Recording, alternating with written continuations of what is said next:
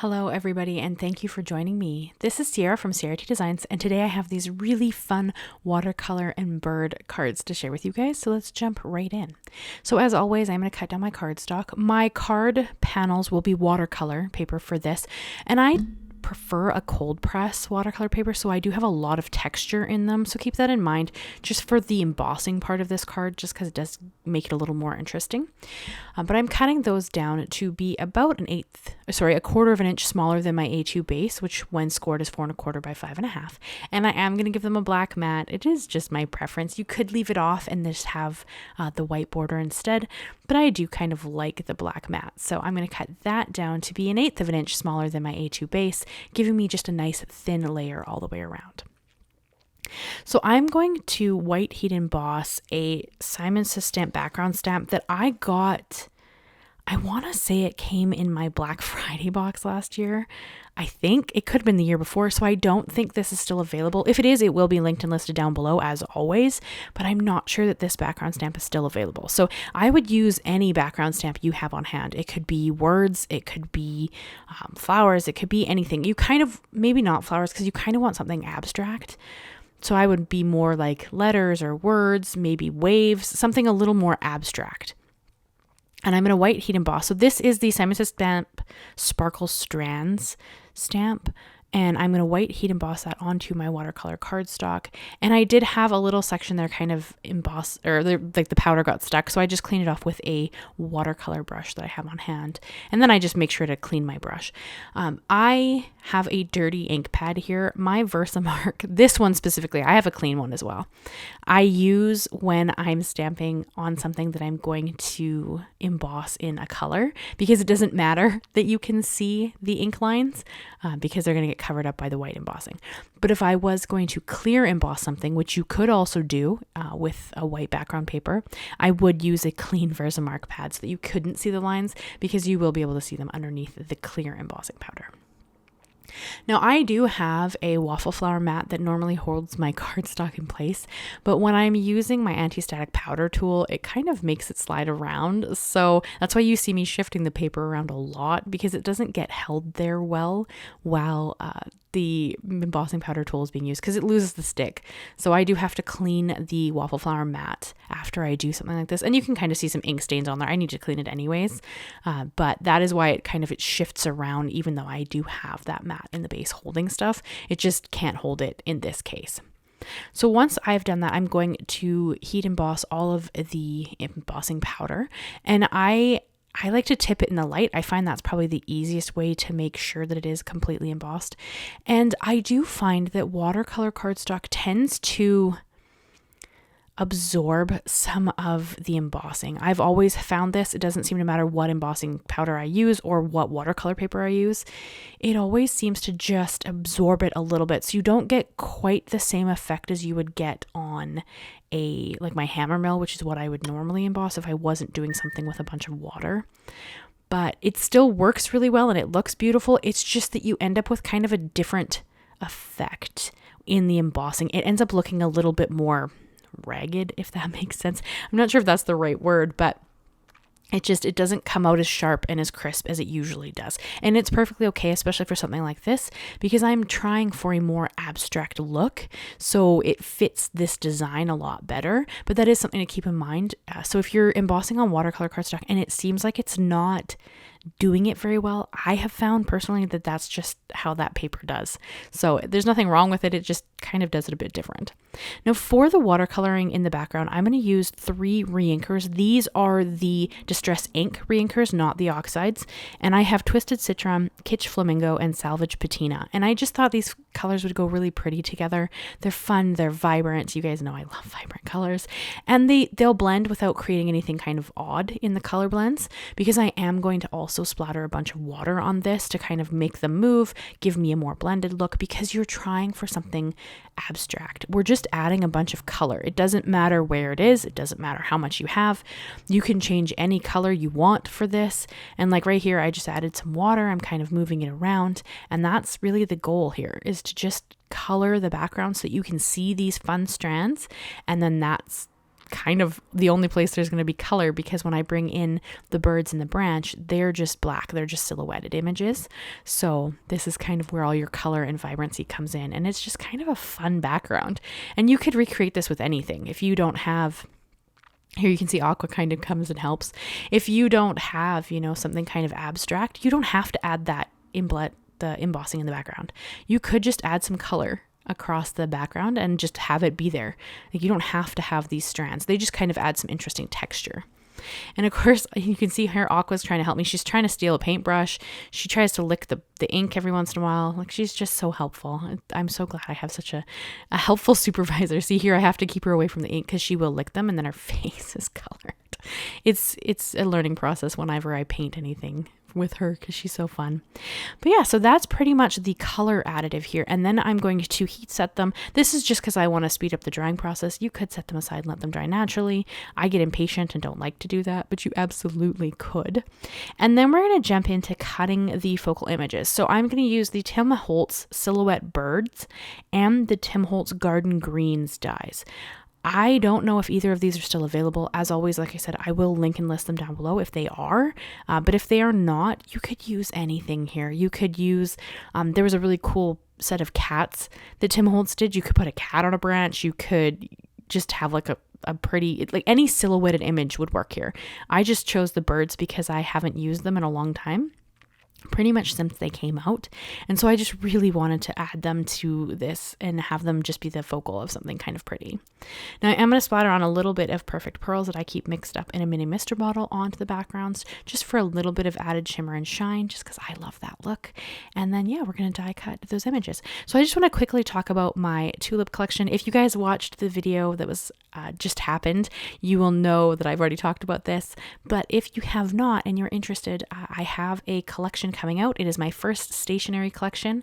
It is a postcard, notepad, sticker sets. There's a sticker pack and sticker sheets. There's also washi tapes. And I'm so excited to share it with you guys.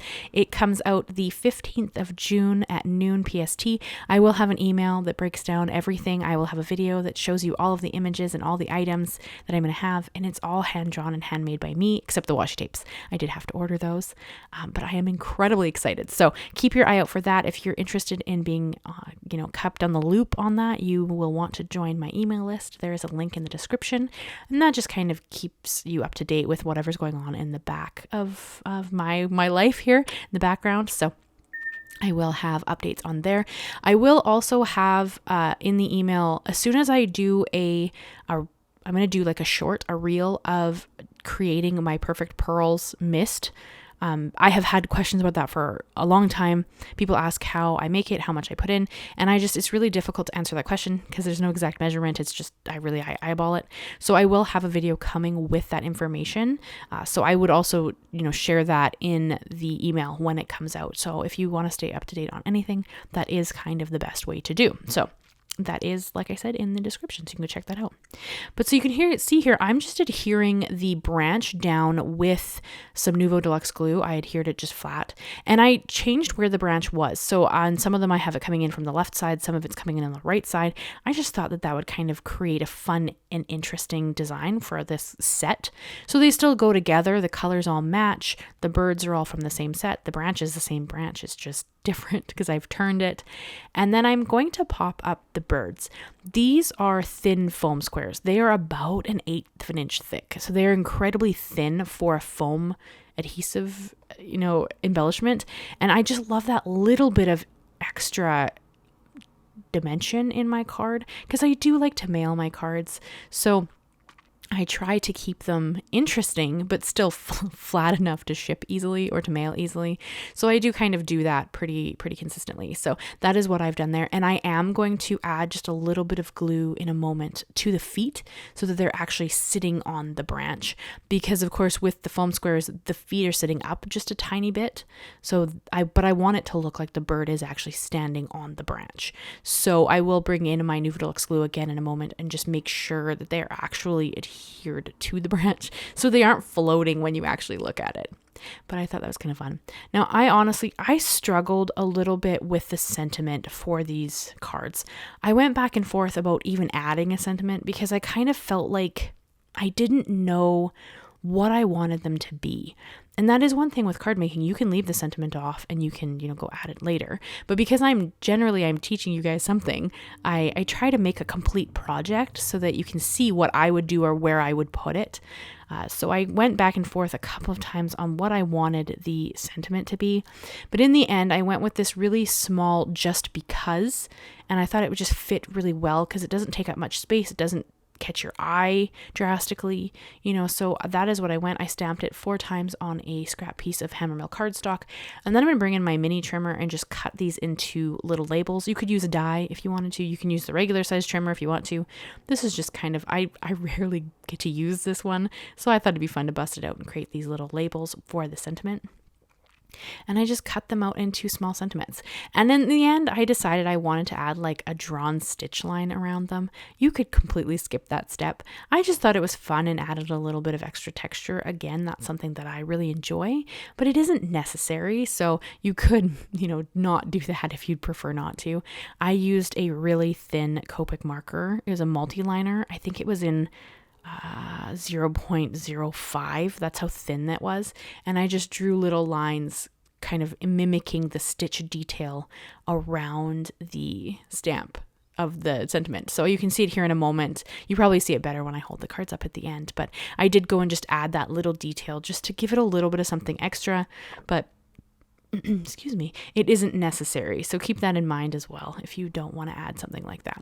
And then I'm just going to adhere the little sentiments kind of along the branch. I really wanted to be, it took me a minute to figure out where I wanted them to go, but I kind of want them to be out of the way and not super noticeable because I want you to notice the colors in the bird first. And then you're like, oh, the sentiment just says just because, and that's kind of cute, right? So that's kind of what I was thinking. I'm not in love with this sentiment, but I do think that it's really pretty.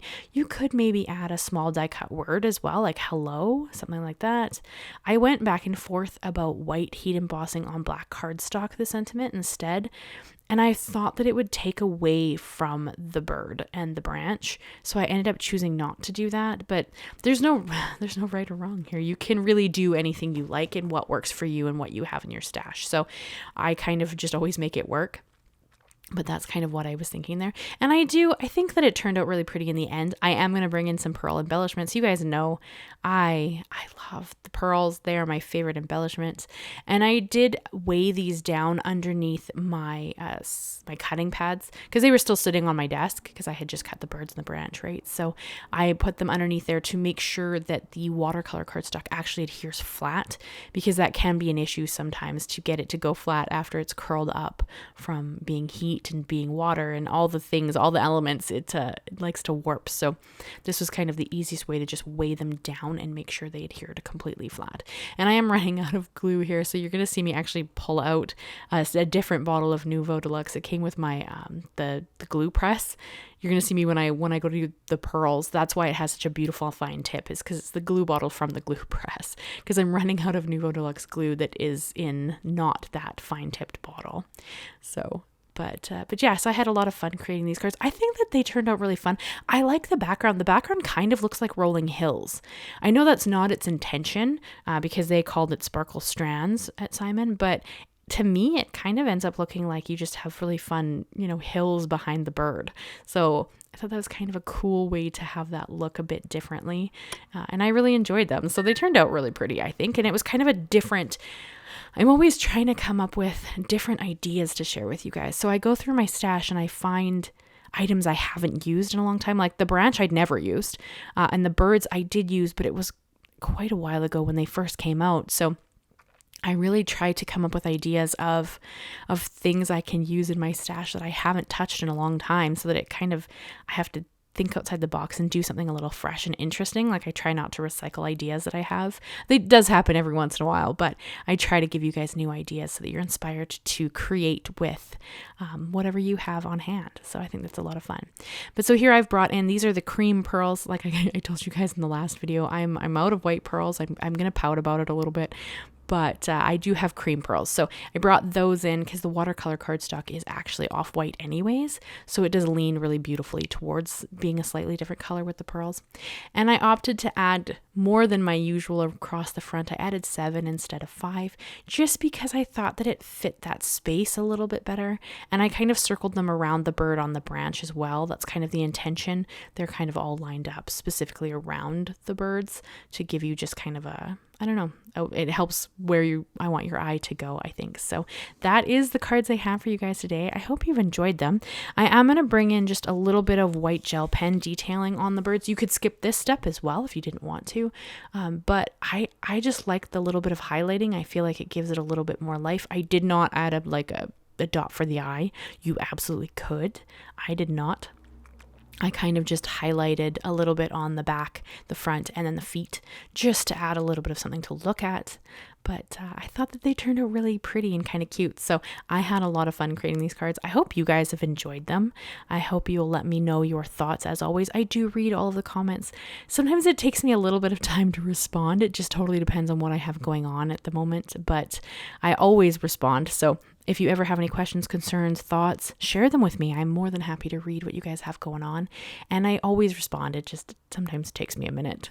But yeah, so make sure. So let me know your thoughts on the tulip collection. Like I said, it is coming out so soon. I am so incredibly excited. I cannot contain how excited I am about being able to show these products to you guys. So those are the cards I have for you. I'm going to hold them up here so you can see them in all of their glory. Hopefully you think that they're really pretty, or you learned something from this, or you're going to take away a technique that you can kind of go and work with, I hope. So yeah, leave me a like, leave me a comment, and consider subscribing if you haven't already. I do new videos every Monday and Thursday, and Christmas in July is coming up very quickly. So that is also super exciting if you enjoy Christmas projects. So I thank you guys so much, and I will see you again very soon. And if you've made it all the way to the end of the video, make sure you leave me your favorite bird emoji. Thank you guys. Bye-bye for now.